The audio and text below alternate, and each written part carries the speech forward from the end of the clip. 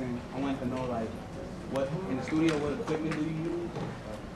I use the MPC 3000. That's my drum machine of choice. That's my baby right there. I use the Triton Studio. You know, that's like the latest one, but you know, anyone to do, or the Motif. That's a good keyboard. The Phantom. What about software? Software I use Pro Tools. And I say Pro Tools because I mean you can use, like, you know, Cakewalk or Fruity Loops or whatever you can get your, you know, hey, I mean, I'm saying whatever you can get your hands on, you know what I'm saying? It's just the most important thing is getting it laid down. But like as far as being, you know, comparable to everything else, like so I can send my stuff around, I have to be able to MP3 it to anybody from Nelly to Ludacris to whoever. You know what I'm saying? I had to, you know, be compatible. Like music that's submitted to you, how often do you actually give an honest listen? Because I know y'all get so much music submitted to y'all on a, you know what I'm saying, daily basis, weekly basis. But how much of that music actually gets an honest ear? You know what? Like honestly, like a lot of like a lot of it has to be resent to me. You know what I'm saying? You have to send it to me and then send it to me again, because I don't really listen to all of it. What I do is, that's why you have an A&R, because you have somebody that deals in artists and repertoire.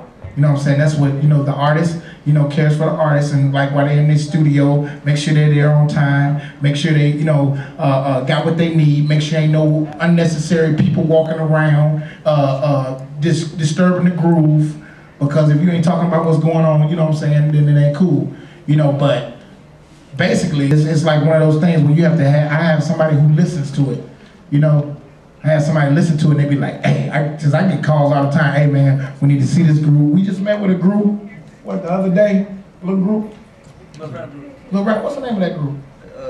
I mean, it don't really matter what the name of the group is right now. But, I mean, it was a little girl and two dudes. And it was like, they 15 years old.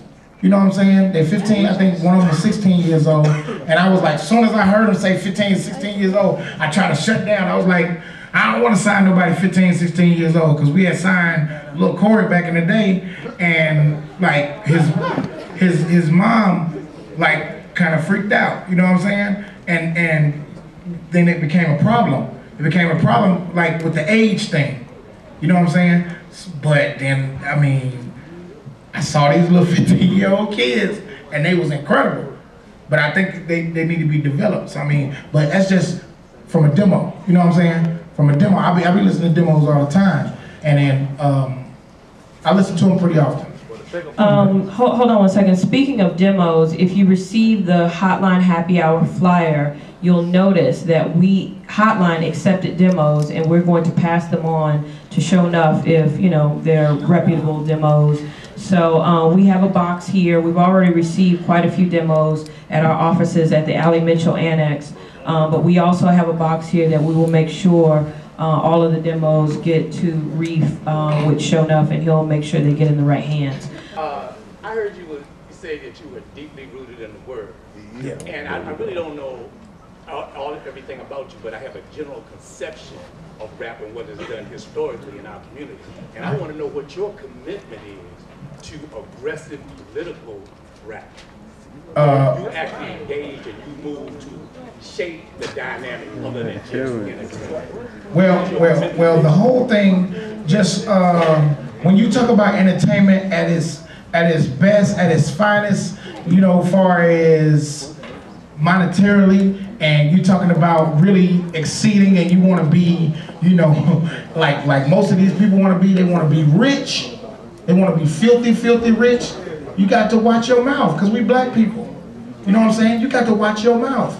Because Ludacris, I mean, they went in there and hated on that boy and took his Pepsi deal. They went in there on Kanye and they took his Pepsi deal. You know what I'm saying? By speaking his mind. And that's what you're talking about. Well, follow up, and it's real brief, bro. And I'm saying, you know, there's a whole generation of people that fought so that you could speak your mind. Yeah. And so I want to say, what is your? So you're saying my take is speak your mind. No. I'm not saying that. I'm saying that. I'm just giving you one. Now, if you want to speak your mind, You can be like a Chuck D and Flavor Flav, but they will never have money like P. Diddy. You know what I'm saying? Now, if you don't want to have money like that, then you can speak your mind and do what you want to do. You know what I'm saying? But unfortunately, my brother, we still have to pave the way.